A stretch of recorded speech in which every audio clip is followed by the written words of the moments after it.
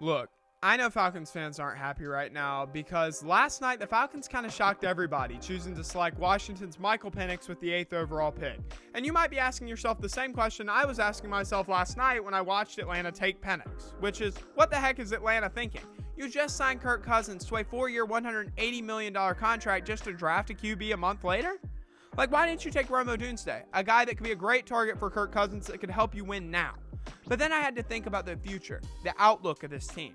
I had to remind myself that Kirk Cousins is 35 years old coming off of a season-ending injury. That doesn't mean that he can't be great this year or the year after that, but it does mean he doesn't have 10 years left in him. In fact, I'd be shocked if he has 3 or 4 seasons left in him. And this Falcons team is young, and I mean really, really young. So Kirk Cousins will inevitably retire before this team really hits its peak where you have to hit the reset button. Like, if the roster continues to go on this upward swing and like you're competing with Kirk Cousins, but then Kirk Cousins retires and your team is still good enough to compete, but you don't have a quarterback behind him to replace him, nor the pick to select an NFL-ready guy, and then you're kind of stuck. I mean, Kirk Cousins has made it very clear that he wants Atlanta to be the final stop in his NFL journey. So in this situation, I actually really like the selection of Michael Penix, and I don't hate it at all. He's a great project quarterback that can learn from the veteran leadership of Kirk Cousins. I'm a Michael Penix fan. I want him to thrive in the NFL, and I think he can in Atlanta in the right situation. He's not perfect. He needs to be developed, but with the help of Kirk Cousins and others, he absolutely can be a really good starter in this league.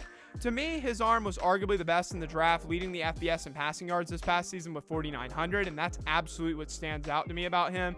I wish that Penix didn't have the injury concerns that he has, because back in his Indiana days, the guy had low-key wheels, which would make him so much more of a dual threat today, where now he's a little more limited to in-the-pocket situations.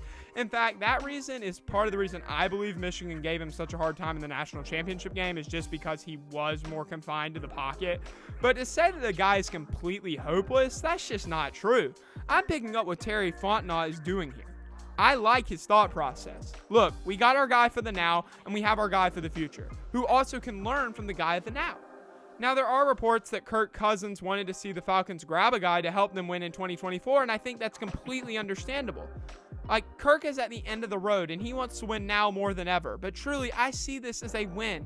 Penix knows this is a great opportunity. He is a teachable guy. He is going to learn everything he can from Kirk Cousins and take the back seat, grow as a player, grow as a leader. I think this is a very smart move for Atlanta. Falcons fans, please don't be upset. Seriously, I think y'all's management is up to something, and I actually like what I'm seeing.